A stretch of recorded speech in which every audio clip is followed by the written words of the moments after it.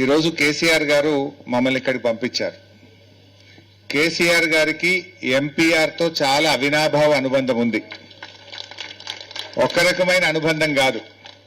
కేసీఆర్ గారు ఈ MPR apartments కు 3 సార్లు వచ్చారు.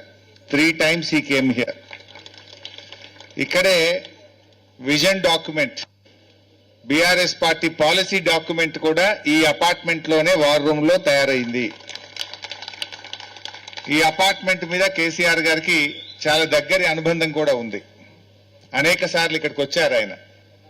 అంతేకాదు ఆయన ముఖ్యమంత్రిగా అయిన తర్వాత ఆ రోజు మీరందరూ ప్రతినిధులు అక్కడికి వచ్చి, నేను కూడా ఉన్నాను ఆ రోజు, సార్ మా అపార్ట్మెంట్ ఖాళీ అయిపోతా ఉంది, ఇక్కడ నుంచి అందరూ వెళ్ళిపోతా ఉన్నారు, మాకు మంచినీళ్లు లేవు, నీళ్లు లేక చాలా ఇబ్బంది పడతా ఉంది, కిరాయికి కూడా ఎవరు రావట్లేదు, ఖాళీ చేసి వెళ్ళిపోతున్నారు, మాకు నీళ్లు కావాలి అని మీ అసోసియేషన్ ఆ రోజు అక్కడికి వస్తే కేసీఆర్ గారు అప్పటికప్పుడే ఎండి హెచ్ఎండబ్ల్యూఎస్ కు ఆదేశించి ప్రత్యేకమైనటువంటి పైప్ లైన్ తో మీకు నీళ్లు ఇచ్చారు.